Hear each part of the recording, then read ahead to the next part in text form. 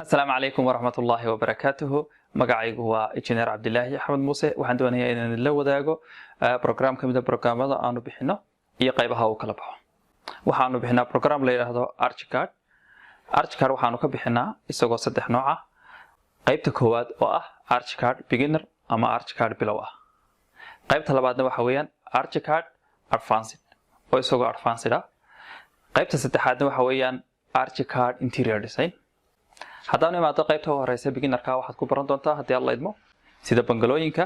loo sameeyo oo 3D aad u taagi lahayd balan aad sameyn lahayd toolska kala duwan ee Archicad ku leeyahay aad u isticmaal lahayd hadii mid kamid ah aad wada qaabka u soo ceshan lahayd ayaad ku baran doontaa hadii alla idmo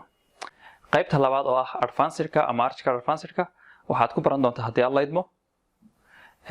sida wixii aad ku soo sameysay Archicad beginnerka aad u qurxin lahayd haddii aad bangala soo sameysay sida realistic uga dhigi lahayd haddii aad fooq soo sameysay sida realistic uga dhigi lahayd landscape-ka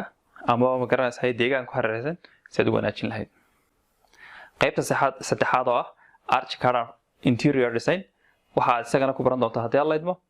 qaabka interior design sameyn lahayd maxaa kamid ah kitchen-ka kamid ah ama kitchen cabinet-ka waxa loo yaqaano waxa kale oo kamid ah gypsum board-ka waxa loo yaqaano ama ceiling-ka guriga saqafkiisa qaabka u sameyn lahayd light sida u gelin lahayd leer kala duwan oo midabo kala duwan bixinaya aad ugu qurxin lahayd baa kamid ah waxa kamid ah toilet-ka iyo qalabkiisa dhameystiran sida u dhigi lahayd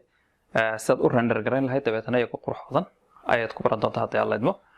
waxaan leenahay ka faa'iideysi wanaagsan qaabka aad u baran kartaa waxa weeyaan adigoo gurigaaga jooga ama goobtaada shaqada meesha doonta adduunyada ka joogo waad baran kartaa waxaanad nagala soo xiriiri kartaa lambarada hoos ku qoran wixii faahfaahinay inta dheer